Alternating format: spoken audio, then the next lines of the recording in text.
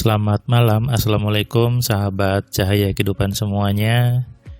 Bagaimana kabar Anda di hari ini? Harinya hari Minggu, tanggal 25 September 2022. Kembali di malam ini, saya membuat sebuah audio catatan harian yang berisi pengalaman, berisi inspirasi tentang aktivitas yang saya kerjakan di seharian ini dari pagi sampai malam hari.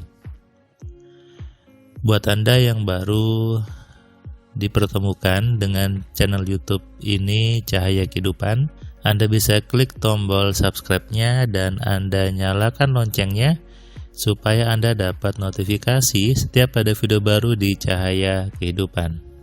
Channel ini ada banyak section yang tiap hari Anda dengarkan adalah section catatan harian. Kenapa saya membuat catatan harian?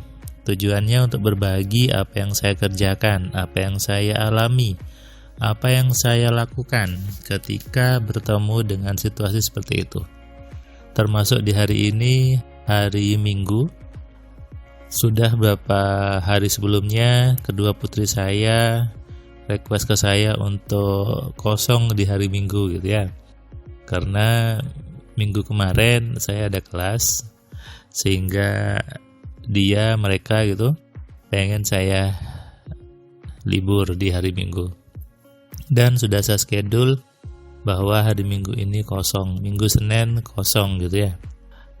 Di kali ini saya ingin ngomongin tentang bagaimana membentuk perilaku anak. Seseorang anak itu juga punya pikiran. Berarti kalau ingin membentuk seseorang anak, membentuk bagaimana anak itu, tentu harus memprogram pikirannya. Memprogram atau membuat sebuah programming, mungkin bahasanya agak-agak robot gitu ya. Tapi memang seperti itu, bahwa pikiran kita itu jauh lebih canggih daripada robot. Lebih hebat daripada handphone, lebih hebat daripada laptop. Kenapa? Karena yang menciptakan robot manusia, yang menciptakan handphone manusia, yang menciptakan laptop juga manusia. Tapi yang menciptakan kita adalah Tuhan, adalah Allah. Sehingga sudah pasti bahwa kita jauh lebih hebat daripada benda-benda itu. Makanya saya agak gemes ketika ada omongan yang bilang manusia itu tidak bisa apa-apa, manusia itu makhluk yang lemah gitu. Ini sebuah informasi yang membodohi sebetulnya. Karena faktanya manusia kan hebat, bisa buat robot, bisa buat handphone, bisa buat pesawat terbang, bisa buat kapal laut, itu hebat. Nah, celakanya omongan ini sudah disampaikan sejak kecil. Sementara, tahukah Anda bahwa orang-orang di luar sana, di Swedia, di Finlandia, dari kecil sudah sebaliknya yang diomongkan bahwa kamu itu anak yang hebat. Semua anak itu hebat, semua anak itu jenius sebetulnya. Yang membuat anak itu kurang pintar, kurang cepat tanggap adalah orang tuanya. Orang tuanya yang tidak tahu bagaimana memprogram anaknya. Memprogram, bahasa lainnya mendidik ya, memprogram pikirannya. Kenapa tidak tahu? Karena orang tuanya sendiri juga tidak tahu bagaimana memprogram pikirannya. Hal yang wajar ketika seseorang orang tua tidak tahu bagaimana rumus memprogram pikiran, jangan harap anaknya bisa diprogram. Buah tidak jatuh jauh dari pohonnya.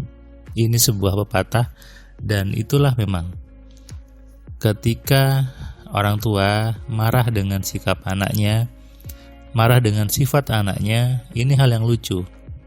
Kenapa? Karena anak Anda, anak kita itu adalah hasil dari kita sebetulnya. Hasil dari didikan kita, hasil dari gen kita.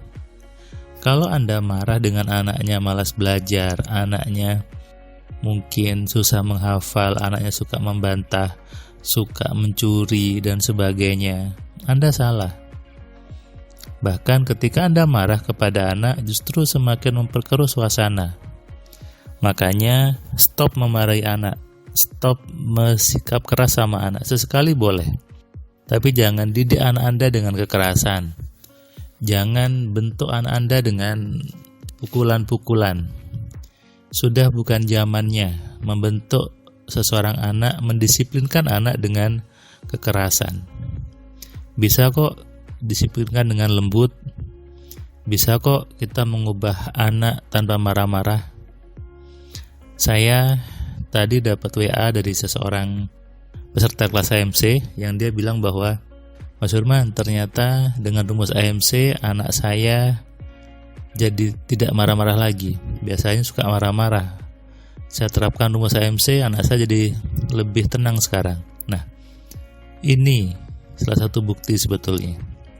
Jadi, dengan orang tua gitu ya, memahami rumus AMC, memahami bagaimana kerja pikiran, bagaimana mengelola pikiran, maka salah satu manfaatnya adalah bisa membentuk anak-anaknya, bisa mengubah perilaku anak tanpa marah-marah, bisa mendisiplinkan anak tanpa perlu keras, tanpa perlu dijewer, tanpa perlu dipukul gitu ya.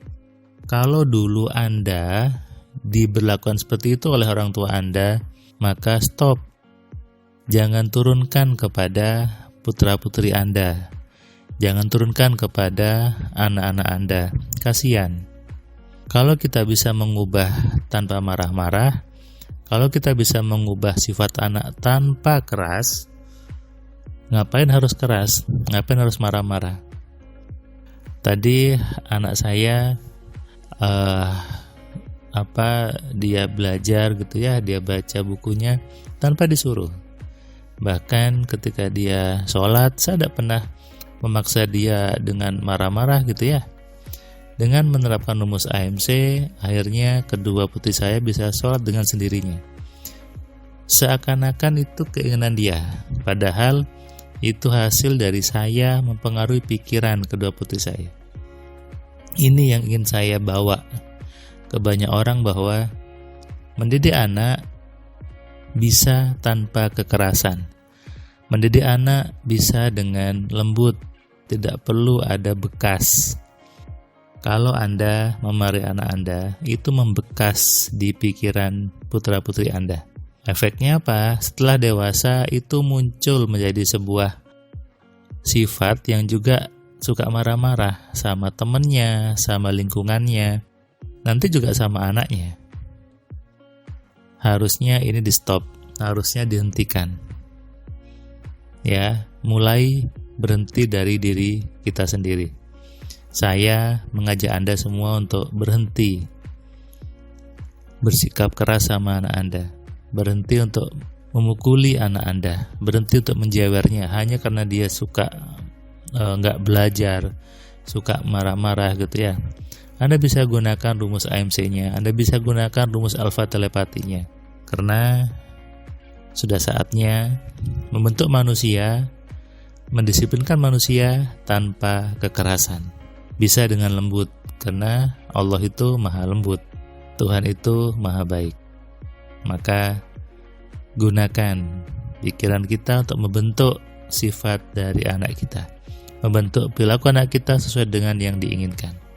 Sadari ini ya, dan renungkan. Selamat malam, selamat istirahat, salam sehat, salam kaya, salam cerdas. Dari saya Firman Pratama, Assalamualaikum.